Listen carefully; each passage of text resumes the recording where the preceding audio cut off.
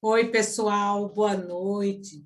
Hoje o nosso tema é transtorno de pânico e crise de pânico. Esse tema, o que é transtorno de pânico e crise de pânico? Existe aí uma diferença. Mas para que nós possamos entender o que é pânico, pânico quer dizer medo. Medo de algo real. O medo, ele é real, né? Ele é visto, ou sentido, né? Mas ele existe de fato. Ele é objetivo, claro e visual. Então, o que representa esse medo para nós? Vamos lá, vamos entender como que o nosso cérebro processa diante de um medo, diante de uma ameaça. Vamos lá. O que vocês estão vendo aí? Vão pensando enquanto eu vou ajustando aqui a tela. O que vocês estão vendo aí? Né? Um animal feroz, né? Supostamente, para nós, muito perigoso, e que se nós não tivermos uma defesa, né? Nós não tivermos agilidade, esse animal pode nos devorar. Então, o que acontece quando a gente está em situação de perigo? Os nossos olhos captam esse perigo, porque está vendo, né? O medo que nós estamos sentindo aí perante essa imagem, ela é real, porque estamos de frente a um perigo, que pode ser o leão, pode ser um cachorro, pode ser uma pessoa com a arma na nossa cabeça. A reação é a mesma. Então, esse medo que nos invade se chama, né, que é uma reação fisiológica em defesa da luta ou fuga para a nossa sobrevivência. Tudo isso que acontece, esse medo de querer fugir, né, o coração bate, o sangue foge para os músculos, o coração, né, a respiração fica mais ofegante, as pernas tremem, você sente mais potente para correr, ou para fugir, ou para lutar. Essas são as defesas do nosso corpo, é o nosso corpo avisando que nós precisamos fugir desse inimigo em potencial que está vindo, né, ao nosso encontro. Então, além do medo, a gente tem todo um vigor, uma força de correr, uma força de fugir para se escapar desse inimigo em potencial. Mas o que tem, Maria da Paz, a ver um animal com crise de pânico? Então, já vamos entender esse processo. Quando nós estamos passando por uma crise de pânico, pessoal, o medo é igual. O medo é igual. A sensação de horror, a sensação de pavor, a sensação do coração acelerado, que falta, né, ataque cardíaco, suor, a sensação de pernas trêmulas, né, a sensação de tontura, desrealização, despersonalização, é a mesma igual a um medo real e visível. Quando nós estamos com crise de pânico, esse medo, ele é subjetivo. Nós não enxergamos o medo, né? Não existe o medo aos nossos olhos, mas ele é tão real na nossa mente e na nossa fisiologia, como, de fato, a gente estivesse com uma fera na nossa frente, um assaltante na nossa frente, ou qualquer outro agente ameaçador que tira ali, né, o nós do conforto e nos acelera para que a gente possa se defender e estar inserido nesse processo de luta ou fuga. Então, todos esses tremores no corpo, calafrio, sudorese, palpitações, hiperventilação, porque você fica, né, bem aguçada a sua respiração, bem ofegante, dores no peito, né, tontura, dormência ou formigamento nos pés, nas mãos, tudo isso, pessoal, faz parte desse medo que, como eu falei da fera, pode ser real, ou esse medo ele pode ser subjetivo, que quando ele é subjetivo, então, de fato, se trata de uma crise de pânico. Então, o que acontece com o nosso cérebro? Essa coisinha vermelhinha aqui, pessoal, é a amígdala. Então, quando ela se desequilibra, há uma desorganização nesse sistema, ela dispara um alarme falso. Aquele alarme do leão que você viu, ele é real, você precisa fugir, porque o leão ele vai te engolir se você não se proteger. Se vir um ladrão, né, um assaltante, dependendo de como você vai reagir, o medo é real, toda aquela fisiologia acontece, de tremer, ataque cardíaco, sudorese, porque é uma forma de você se defender, o seu cérebro procura uma defesa, né, uma luta, uma fuga daquele ladrão. Ou um carro tenta te atropelar, né, por um acidente, um deslize seu, você tenta fugir, você tenta se esquivar daquele carro, e acontece todas essas reações fisiológicas, o carro é real. No caso do ataque de pânico, pessoal, não existe nada real que venha que venha sobre você, mas as sensações são as mesmas. E isso é o que deixa as pessoas muito mais vulneráveis, isso é muito mais assustador, porque eu não estou vendo leão, eu não estou vendo ladrão, mas eu estou sofrendo com esse mal que acelera meu coração, que falta o ar, que me dá formigamento, que me dá tremores no meu corpo, que me dá calafrio, que me dá palpitação, né, existe uma hiperventilação, e me dá dor de cabeça, me dá tontura, e eu não sei o que fazer com todas essas reações, que é muito ruim, que é devastador, que é desconfortante, que me tira a paz, que me deixa só em pensar em ter de novo, isso já me causa assim, uma dor, já me causa uma angústia, já me causa medo, já me causa preocupação excessiva. Isso é crise de pânico. Mas por que que isso acontece? A crise de pânico, pessoal, tem casos que acontecem que não tem como pano de fundo, ou como comorbidade, né?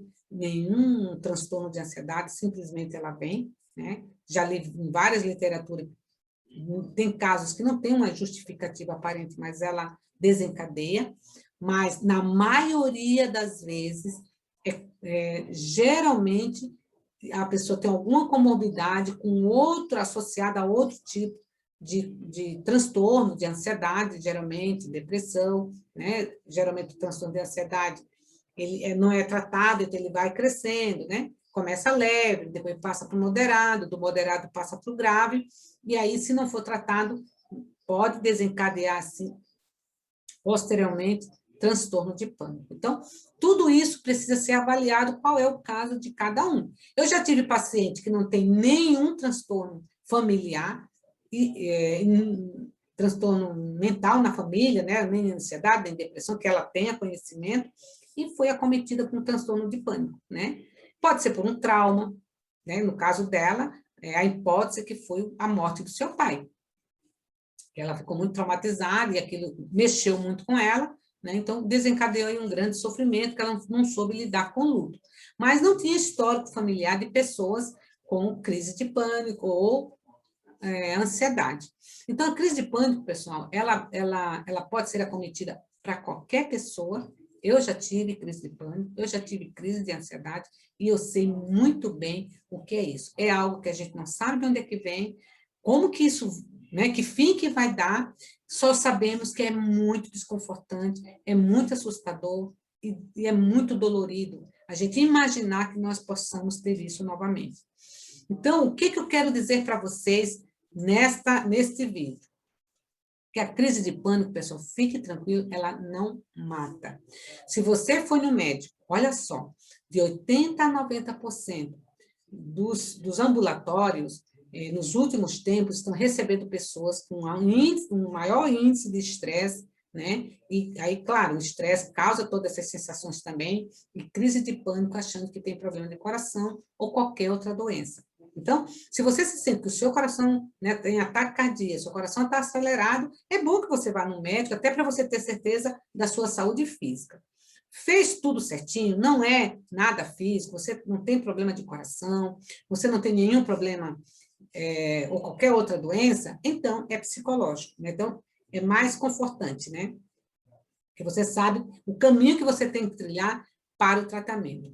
Então, o que eu quero dizer para vocês? Que é desconfortável, sim, é horrível, sim, mas tem tratamento. Tem tratamento tanto terapêutico, né, como farmacológico. Então, tudo isso precisa ser avaliado, onde é que está o seu processo, para que você possa ver, né, o profissional de saúde te encaminhar, né, mas o importante é fazer a parte medicamentosa e a parte terapêutica. Perfeito, tá bom? Mas, assim, mesmo que você ainda não foi no médico, tenha consciência de que o que você está sentindo não te mata.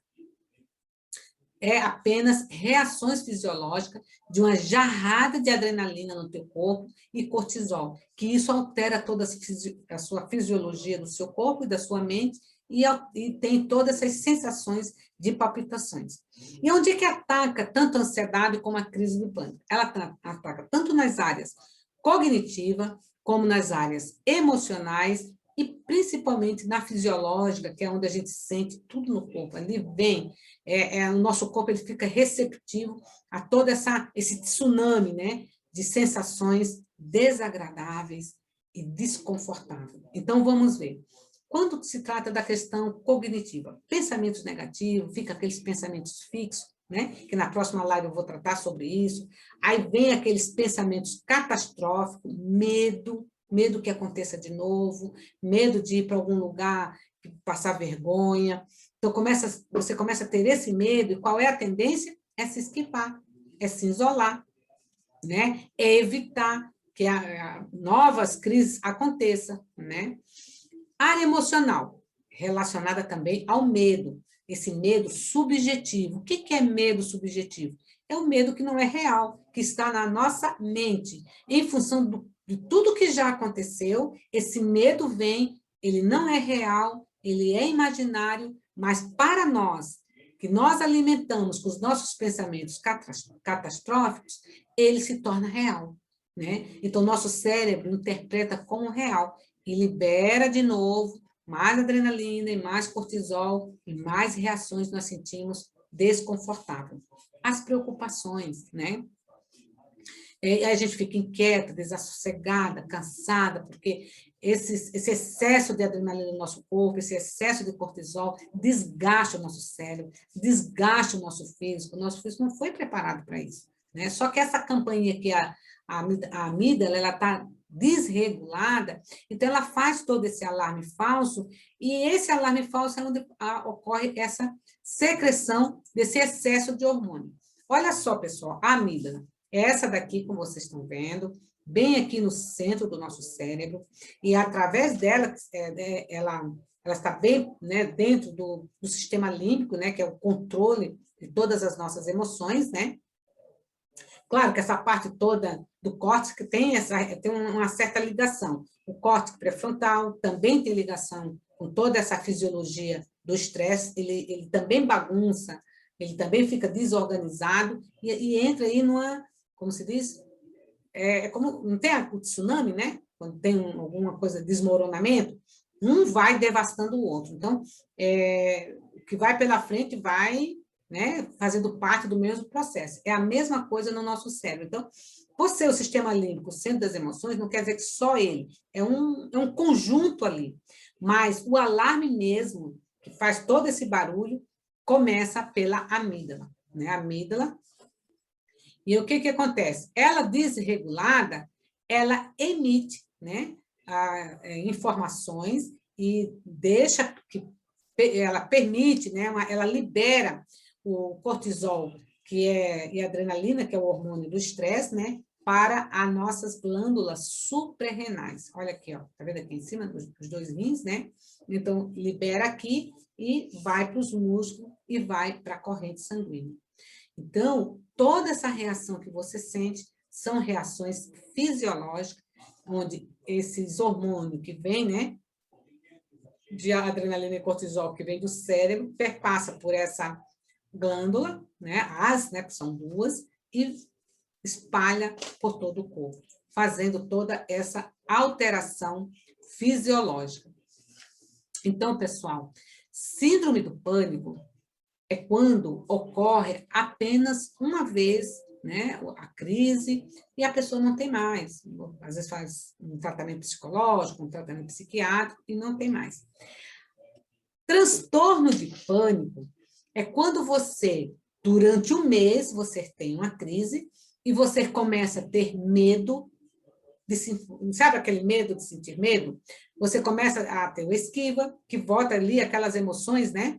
Essas questões da área cognitiva. Você começa a ter medo de sentir novas crises, você começa a evitar, você começa a sofrer, só imaginar que vai ter uma nova crise, e aquilo ali te perturba. Você fica com os pensamentos fixos, e aquilo ali vai te enchendo. Cada vez mais que você, quanto mais medo você tem, quanto mais apreensão, quanto mais pensamentos catastróficos você tem, mais crise ela volta. Então, fica crises recorrentes. Então, se não for tratado, né, durante um mês, se for percebido, né, todo esse processo, é importante procurar a ajuda de um profissional. E daí você já está se encaminhando aí, possivelmente, né, claro que eu não vou estar dando aqui diagnóstico para ninguém, mas se isso está acontecendo com você, é importante que você procure uma ajuda de um psicólogo ou de um psiquiatra, certo? Então, transtorno de pânico é quando, durante um mês, vocês têm a crise e, aliado à crise, ocorrem os pensamentos fixos, pensamentos catastróficos e medo, evitação e esquiva, né? De que algo ruim pode acontecer ou que as crises podem voltar. A crise de pânico, você tem o mesmo medo, só que, né, passa o tempo, você percebe que não está mais acontecendo, você começa a lidar, se refazer daquelas emoções negativas e você toca a sua vida e não sente mais essas sensações, certo? Então, eu vou ensinar para vocês a técnica, né, que eu fiquei para explicar para vocês sobre como lidar com isso. Primeiro, nós vamos ensinar a técnica das sensações do corpo, né? Vamos começar pelos nossos pés, 2 segundos, tá? Feche os olhos e observe as sensações dos pés. Observe se está sentado, se está sobre a superfície do tapete, sobre um tênis, sobre uma sandália. Como é que estão seus pés? Está relaxado, está dolorido, está apertado? Observe agora os seus tornozelos.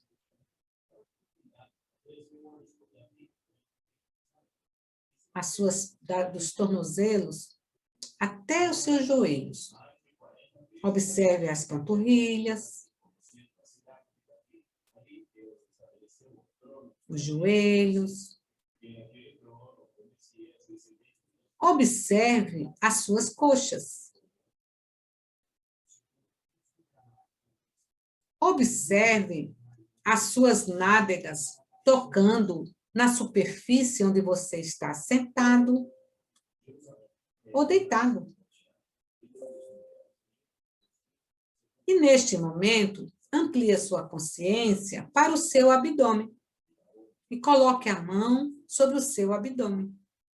Observe a sua respiração, subindo e descendo.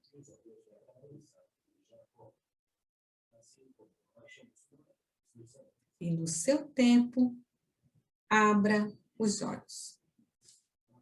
Essa, pessoal, é uma forma de nós lidarmos com os nossos pensamentos.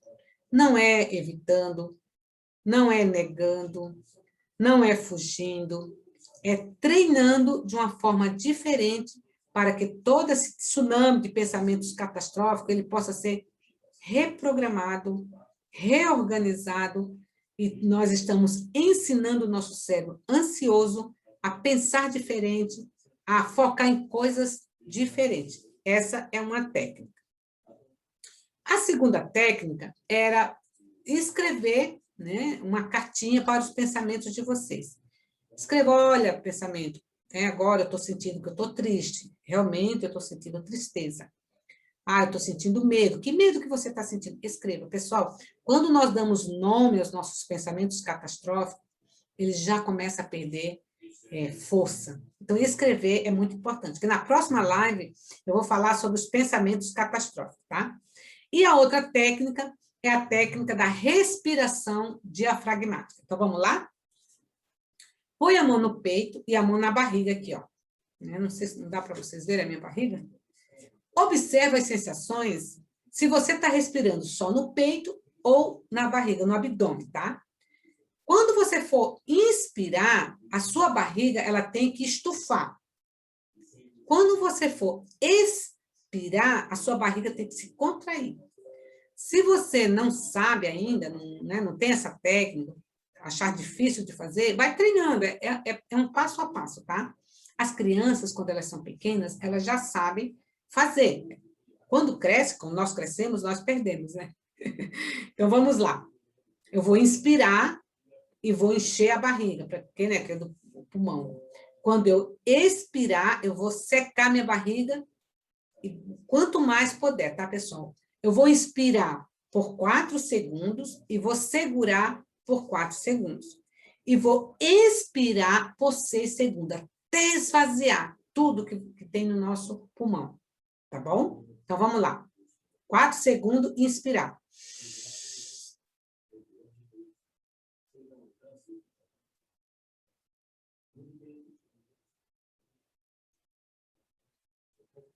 De novo, inspiro por 4, estufa a barriga, o abdômen.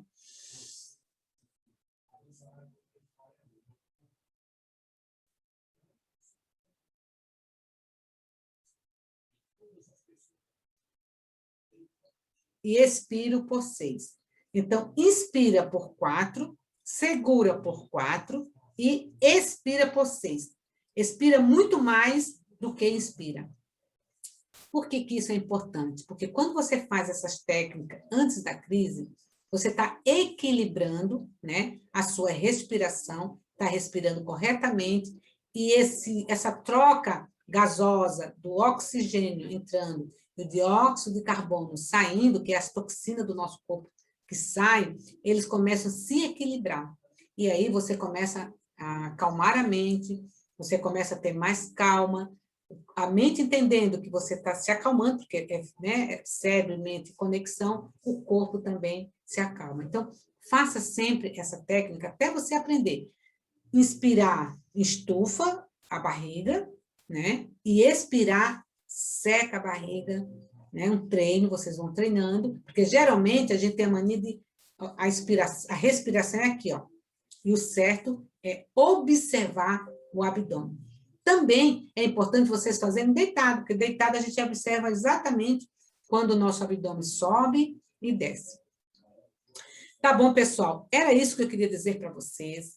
Faça essas técnicas. Eu vou deixar aqui embaixo, né, a descrição certinha, se vocês quiserem, na página aqui, né, do YouTube, para que vocês possam também fazer, mas assistam o vídeo, hein? Tá bom, pessoal? É isso que eu tinha para dizer para vocês. Muito obrigada. Expliquei, né, o que é transtorno, o que é crise de pânico. Fique tranquilo, isso não é fatal. Se você sentir aperto no peito, é bom que você procure um médico.